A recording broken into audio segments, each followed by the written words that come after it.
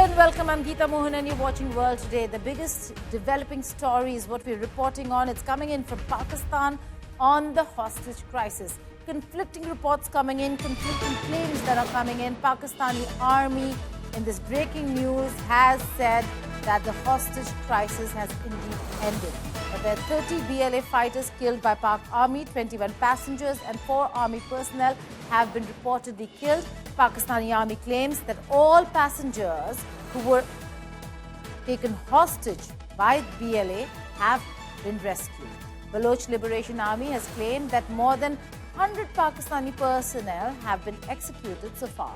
They also released a video of how a section of the railway track in Boland was bombed. Pakistani forces claim to have managed to free 190 hostages, mostly senior citizens, women and children. On the other hand, BLA says that there was no rescue operation that was successfully carried out by the Pakistani army and that women and children were given safe passage by none other than the BLA themselves. That's the Baloch Liberation Army. More than 450 passengers were on board when rebels captured the train at the entrance of the tunnel. BLA, this is tunnel number 8. BLA immediately claimed responsibility for the hijack, but now the first reaction coming in from the Pakistani army on the hostage crisis. Pak army says that the hostage crisis has come to an end and all the passengers who'd been taken hostage have been rescued. Mehran Murray, a Baloch activist who's been tracking all the developments on the ground very closely, joins me for more on this. Mehran, thank you so much for joining me again on the show. It is a massive new development that we are seeing where Pakistani army now, Mehran, is claiming that the hostage crisis has indeed ended, although BLA says, not so while ago, said that they still have about 150 hostages.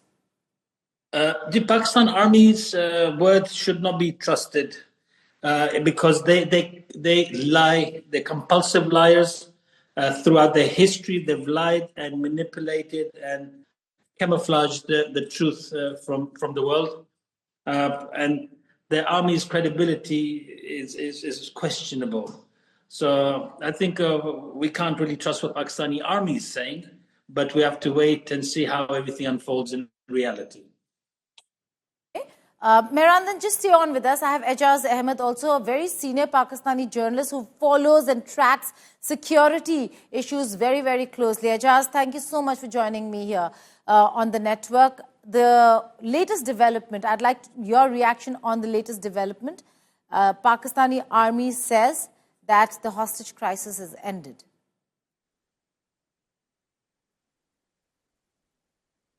Yeah, sources that I had there at the at the operation place later on confirmed that the army has successfully released all hostage passengers.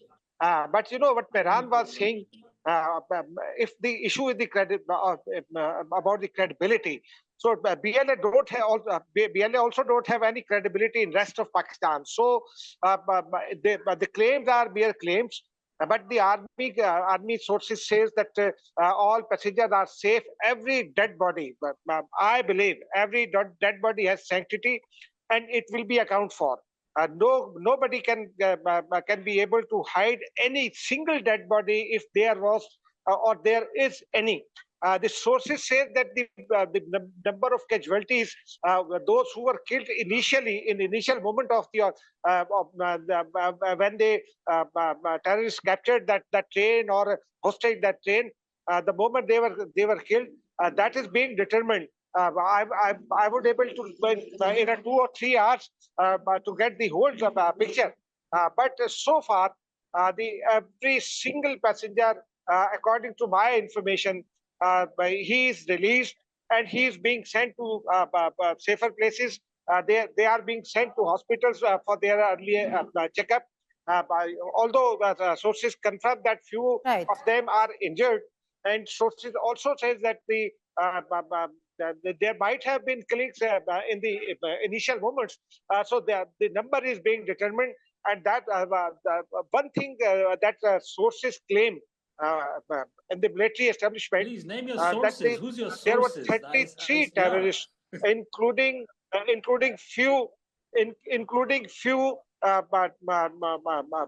suicide bombers. They all Right. are killed because it was a long operation. You know, I had been covering such things for last 35 years. I covered Right. DHQ operation. I Stop covered number of other stuttering. operations. Speak. Yeah, they got tired. The terrorists who were 33, but in situation they were caught in. They were to walk in. They were to keep awake. Okay. So they were tired. And while the sources also confirmed what I had. Okay, so for now, earlier Ejaz, you're experienced, saying that the they- hostage crisis is over and that the BLA personnel also have been neutralized, that the rescue has been successful of the hostages that were alive. I will come to you on accountability, but before that, Mehran Murray, Ejaz puts a very important point over here. He says if Mehran claims that Pakistani army has no credibility, nor does the BLA. What did the BLA achieve from this incident? There's no competition between the Baloch freedom fighters and the Pakistani army. I'll be ashamed to compare Baloch freedom fighters with the Pakistani army because Pakistani army is an incompetent rogue parasite on earth. So the funny thing is, you can see the representatives of the government, they're pseudo-journalists, they all stutter, mince their words because they've been given their parchi to read by ISPR. I mean, it's a joke of a country. I mean, can you see the gentleman stuttering and mincing his words and getting confused about what to say, what not to say, how to defend their masters? I mean, it's ridiculous. This country, how it even exists. It's shameful for us to be subjugated by them. I didn't use any derogatory words about Mehran. Please, Mehran, don't use any derogatory words about me. Right. Please. Let's just keep the What you decorum represent of is the shameful. conversation. I Ejaz, if I had could all come the to respect you. for all people who are fighting for their rights, but the peaceful people. I like the peaceful people. I have all Yes, respect. peaceful people. But How much respect you give to? I'm not here to be abused How by much you respect or did you anyone give else. to No. Mehran Baloch when she You came to have to give me Islamabad? respect. You I'm fired giving you respect. water You have to cannons give on me them. also. You disrespected them. You pulled their You clothes and also, hairs when they although came to you are killing Islamabad my for peaceful people, but protest. I'm still. No. You are giving me this. You are using derogatory words about me. I'm not ready I'm to hear not any about derogatory you, words. about your establishment and I'm sorry. what Right. you I represent respect and what all you Ejaz, stand can for. we I steer the respect all conversation people back to what who we're struggle discussing right politically. now, and I that's don't the respect situation on the for ground? butchers, for murderers, for terrorists. But still, I'm respecting you. Please don't use Right. derogatory words. Ejaz, We have taken can I just enough from you ask you guys. You this? should have respect for us.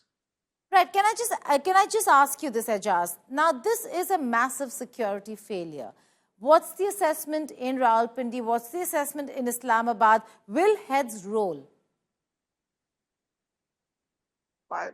Look, indeed, it is a intelligence failure. It might be a big failure. It might be a little failure, but that will be determined after the investigations. And I'm sure I didn't talk anyone about the investigation so far. But I'm sure, and I will talk to them later. Will talk to my sources. They will investigate how this happened.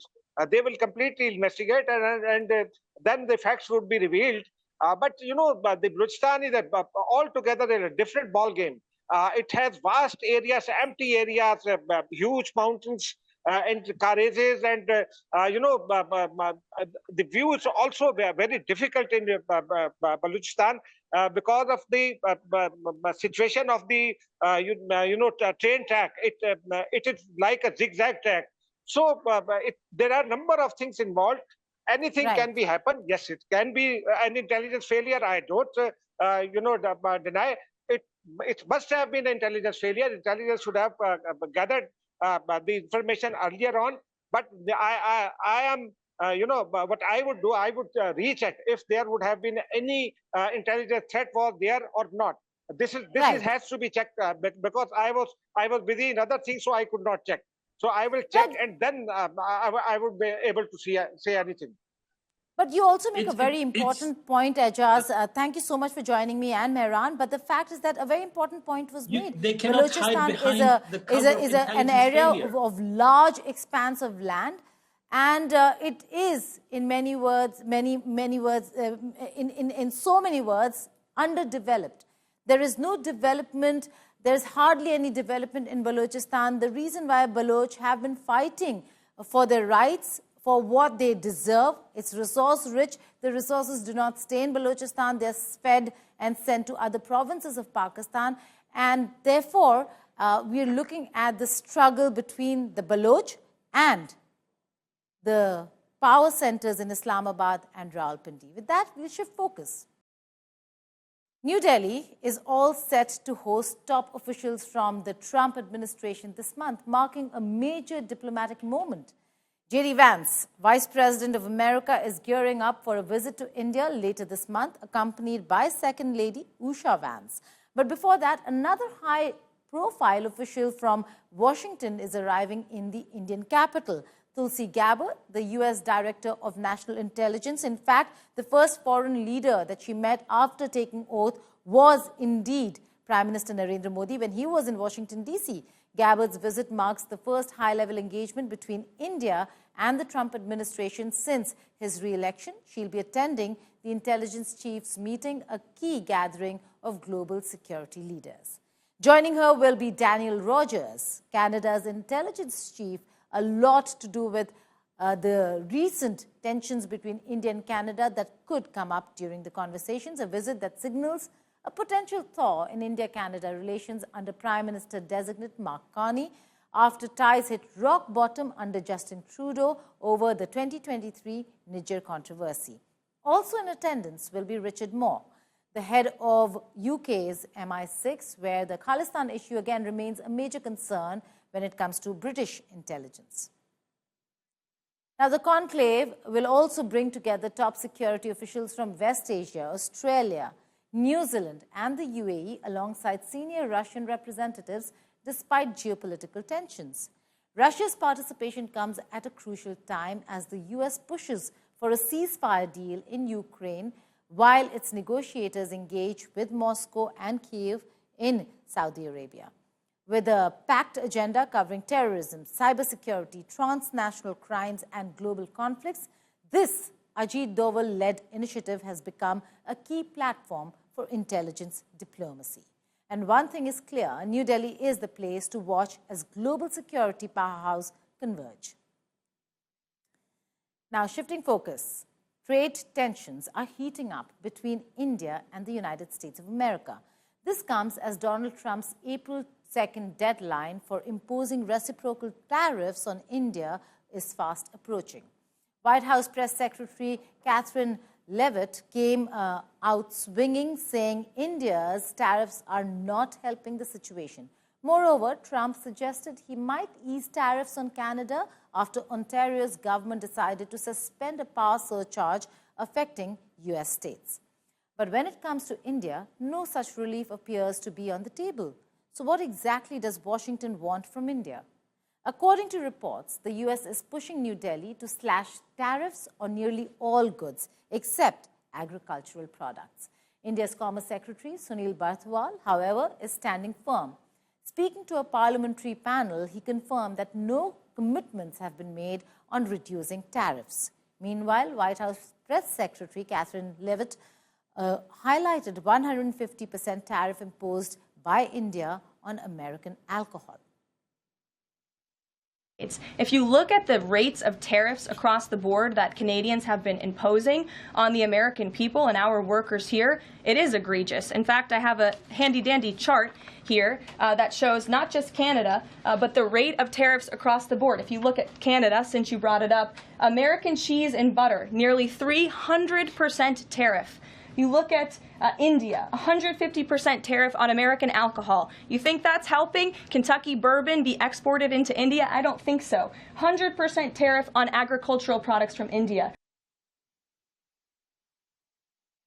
And that's their position on India. But in a surprising turn of events, President Donald Trump has indicated he is probably going to reduce tariffs on Canadian imports. This comes after Ontario suspended a surcharge on electricity exports to the United States.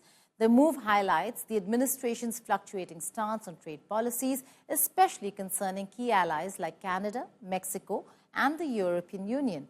This surcharge was initially imposed in response to America's increasing tariffs on Canadian steel and aluminium to 50%. The trade tensions began when President Trump announced a 25% tariff on all imports from Canada and Mexico. Trump cited concerns over illegal immigration and drug trafficking. Despite attempts at negotiation, these tariffs took effect on the 4th of March. These aggressive tariff strategies have had significant economic repercussions. The Wall Street has plunged nearly 10% below record, wiping out almost $4 trillion in value. Experts say the uncertainty stemming from these unpredictable tariff actions is causing businesses to delay investments. This could push the U.S. economy toward a recession. The administration's pattern of imposing tariffs and then rolling them back amid market downturns raises questions about the stability and direction of U.S.'s trade policy as also foreign policy. While the intent is to protect American interests, the fluctuating approach may be contributing to economic instability. As you know, there's a very strong man in Canada who said he was going to charge a surcharge or a tariff on electricity coming into our country. He has called and he said he's not going to do that. Okay, he's not going to do that. And it would have been a very bad thing if he did, and he's not going to do that, so I respect that. But we were just informed that he's not going to do that.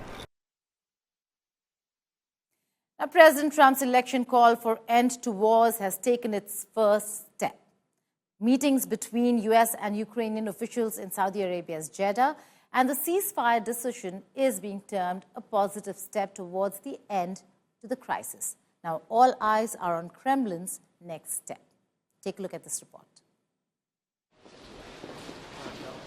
The US-Ukraine meeting in Jeddah, which culminated in Ukraine agreeing to a 30-day ceasefire, now has the ball in Russia's court. Now it is up to President Vladimir Putin to make Trump's dream a reality. Today we made an offer that the Ukrainians have accepted, which is to enter into a ceasefire and into immediate negotiations to end this conflict in a way that's enduring and sustainable and accounts for their interests, their security, their ability to prosper as a nation. And hopefully we'll take this offer now to the Russians. And we hope that they'll say yes to peace. The ball is now in their court. But the Kremlin has not yet responded as to what would their terms be to end the war and if at all they would agree to a ceasefire. However, Moscow is hopeful that Washington, D.C. would contact them in coming days. I can tell you that we are carefully studying the statements made as a result and familiarizing ourselves with the text of the joint statement adopted in Jeddah. We assume, as was said yesterday in Jeddah, Secretary of State Rubio and National Security Advisor Waltz will inform us through various channels in coming days about the details of the negotiations that took place and the understandings reached. President Putin earlier talked about being open to negotiations and peace that guarantee safety to Russians. We must choose for ourselves a peace option that will suit us and that will ensure peace for our country in the long-term historical perspective. We do not need anything that belongs to others, but we will not give up what is ours. And we need such an option, precisely such an option that would ensure the stable development of our country in conditions of peace and security. US President Donald Trump is hopeful that his election campaign that rallied to end the war will now be achieved. And the drama that unfolded in the Oval Office can become a matter of the past. Ukraine, ceasefire. Ukraine, ceasefire. Just agreed to a little while ago. Now we have to go to Russia and hopefully President Putin will agree to that also. And we can get this show on the road. We want to get that war over with. So I think it's a big difference between the last visit you saw at the Oval Office and this. So that's a total ceasefire. Ukraine has agreed to it, and hopefully Russia will agree to it. European leaders have welcomed this and hope that Russia walks the talk. Ukrainians are skeptical of the ceasefire, and some Russians are not happy about a truce when they have the upper hand. It is unlikely, but all of us wants to believe that things will get back to normal. Everyone has lost a close one in this war. We all want peace. Для нас точно это нехорошо. For sure. For it is not good, because we have advantage on the battlefield. For example, operation named Flood, where near 1,000 soldiers went through the pipe. And for sure, there are casualties among them, even if nobody talks about it. Also, now we liberate our territories in Kirk's region. That's why it is incorrect and unfair to accept ceasefire when the enemy has been weakened. Освобождаем свои территории, да, то есть курдские территории. It is a wait and watch moment as Ukrainians are losing hold in Russia's Kirk's region and Moscow claims further advances in the region. Will this meeting between Kyiv and Washington be a breakthrough and bring peace? Bureau Report, India Today. Elon Musk-led SpaceX will launch the much-awaited Crew 10 mission to the International Space Station. The Dragon spacecraft will then undock from the flying laboratory with 4 astronauts, including Sunita Williams and Butch Wilmore. How will Musk and his SpaceX crew rescue Sunita Williams? Find out in this report.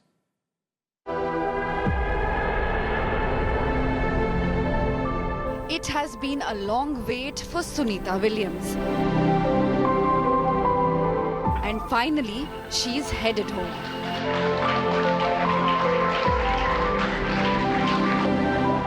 Elon Musk-led SpaceX is launching the much-awaited Crew 10 mission to the International Space Station. The Dragon will launch with 4 astronauts who will replace the current team aboard the International Space Station. The 4 astronauts launching as part of Crew 10 include Anne McClain, Nicole Ayers, Takuya Onishi and Kirill Peskov. Upon arrival at the International Space Station, Crew 10 will replace the current team. Following separation from Flacon 9, the Dragon spacecraft will execute a series of burns that position the vehicle progressively closer to the station before it performs final docking maneuvers, followed by pressurization of vestibule, hatch opening and crew ingress.